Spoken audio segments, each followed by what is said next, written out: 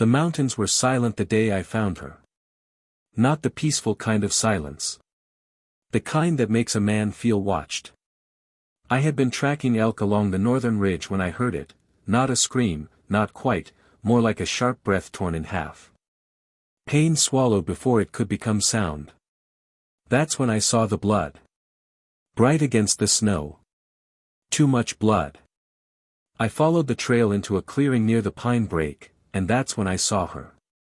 She lay twisted beside a steel bear trap, its iron teeth sunk deep into her ankle.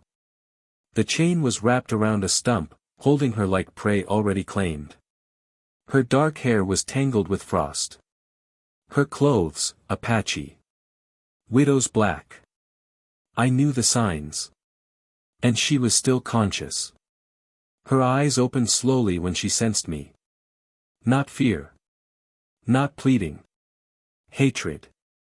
If you're enjoying this kind of intense Wild West storytelling, make sure you subscribe now, because stories like this only get darker from here. I raised my hand slowly. I'm not the one who said it. She didn't answer. Her breathing was shallow. She'd been there for hours. Maybe longer. The trap was illegal in these parts. Cruel. Designed to hold until something came to finish the job. Something big. And then I saw the tracks. Bare. Fresh. Circling. He'd been waiting for her to weaken. I didn't hesitate. I drew my rifle and scanned the tree line. The forest felt tight, like it was holding its breath with me. Then it came. A low growl from behind the brush. The bear charged.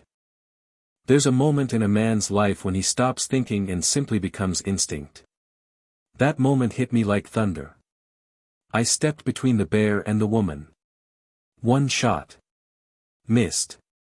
Second shot. The bear stumbled but kept coming. Third shot. Right through the skull. It collapsed 10 feet from us. The widow never flinched. I dropped the rifle and rushed to the trap. It took everything I had to pry it open.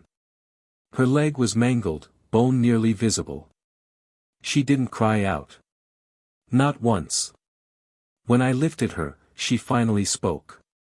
Why? Her voice was barely wind. I didn't know how to answer. Because no one deserves to die like that. Because I've seen too much death already. Because maybe I was tired of being the man who walks past suffering. I don't leave people behind, I said. That night I carried her to my cabin. I cleaned the wound. Stitched what I could. Burned what needed sealing. She passed out twice but survived. I slept in a chair by the door, rifle across my lap. When I woke at sunrise, the world had changed. Because outside my cabin stood 12 Apache warriors. And they were not there to thank me, they stood silent, painted for war. I stepped outside slowly. Their leader, older, scar across his cheek, studied me like a man weighing cattle. You touched her, he said. I saved her. She is widow of Red Hawk. That name I knew. Red Hawk had led raids against trappers. Killed by white hunters last winter. The leader's eyes hardened. Our law is clear. I kept my hands visible. And what law is that? You saved her life. You took blood risk for her. Now you take her. For a moment I thought I misunderstood. You're telling me. She is yours. The words hit like a rifle but to the ribs. Inside the cabin, I could hear movement. She was awake. The leader continued. A widow cannot remain alone. If she is left, others will claim her by force. You stood between her and death. The spirits have spoken. This wasn't a gift. It was a binding. You don't even know me, I said. We know enough. Behind him, the warriors waited. Watching. This wasn't a threat. It was a decision already made. She stepped out then. Weak. Pale. But standing. Her eyes met mine. Still that same fire. She spoke in her tongue. The leader answered. Then she looked at me. If you refuse, they will not force you. That surprised me. But I will be given to another. A cruel man. Her voice was steady. No begging. Just truth. I will not survive him. The forest felt smaller. I had lived alone for years. No wife. No children. No tribe.